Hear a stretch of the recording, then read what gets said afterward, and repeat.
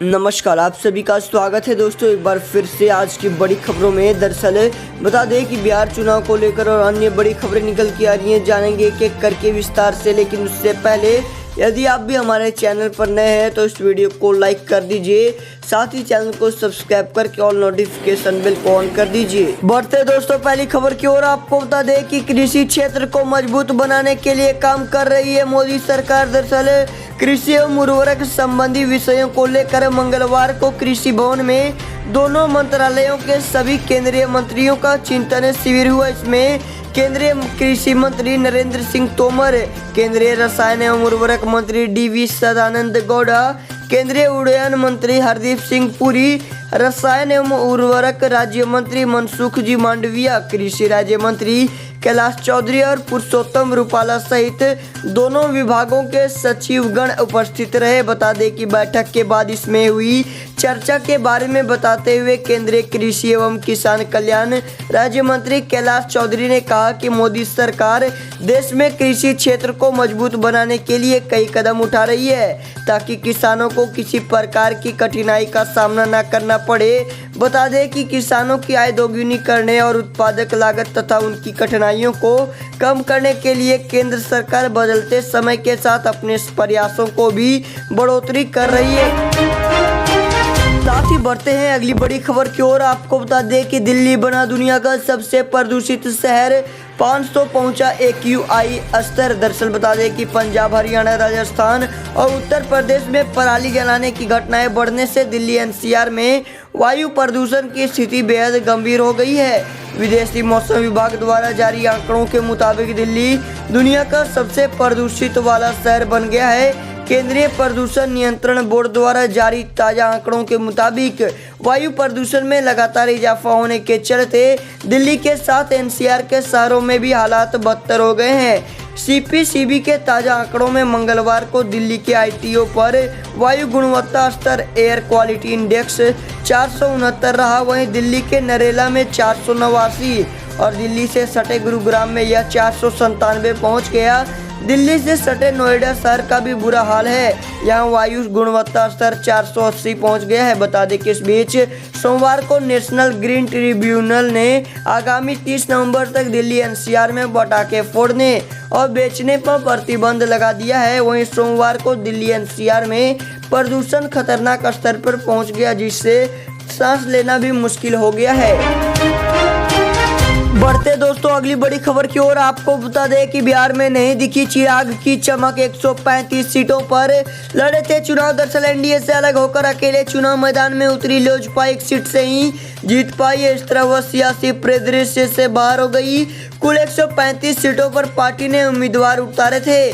आलम यह है कि उसके दोनों विधायक गोविंदगंज से राजू तिवारी और लालगंज से राजकुमार शाह तीसरे नंबर पर रहे हैं।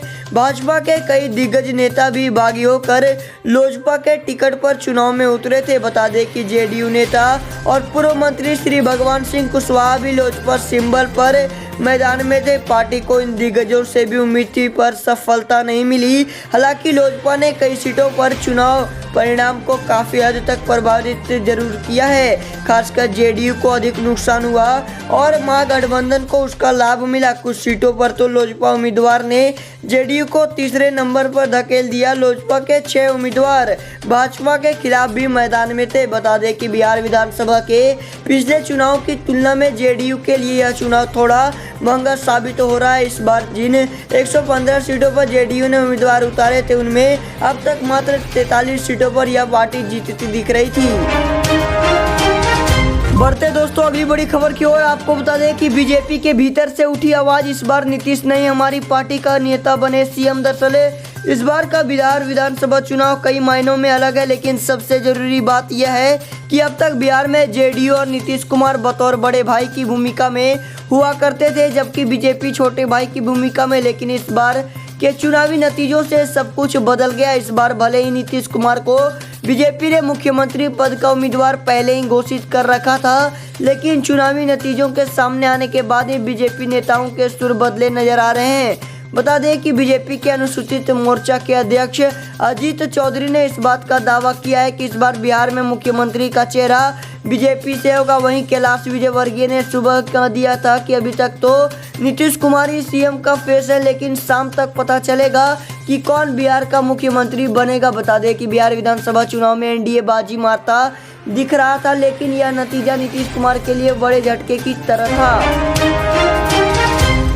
वहीं रुख करते हैं अगली बड़ी खबर की ओर। आपको बता दें कि ओवैसी, उपेंद्र कुशवाहा व मायावती ने बिगाड़ दिया आरजेडी और महागठबंधन का खेल। दरअसल बिहार विधानसभा चुनाव 2020 में मुख्य मुकाबला भले ही एनडीए और महागठबंधन के बीच रहा, मगर इस चुनाव में दो और गठबंधन भी शामिल थे। इनमें पप्पू यादव की अगुवाई वाला प्रगतिशील लोकतांत्रिक गठबंधन और उपेंद्र कुशवाहा के नेतृत्व वाला ग्रैंड डेमोक्रेटिक सेक्युलर फ्रंट शामिल है। बता दें कि पप्पू का गठबंधन कुछ खास ना कर सका, वे खुद भी मधेपुरा सीट से हार गए, लेकिन दूसरे गठबंधन ने आरजेडी और महागठबंधन की तमाम सीटों का गणित बिगाड़ दिया। ओवैसी और मायावती की बीएसपी ने इसमें बड़ी भूमिका निभाई। बता दें कि उपेंद्र कुशवाहा भी आरएलएसपी के खाते में भले भी कोई सीट न आई, लेकिन उसके गठबंधन की भूमिका इस चुनाव में बेहद महत्वपूर्ण रही। बता दें कि आरएलएसपी ने दिनारा, केसरिया सहित कई सीटों पर अपनी अच्छी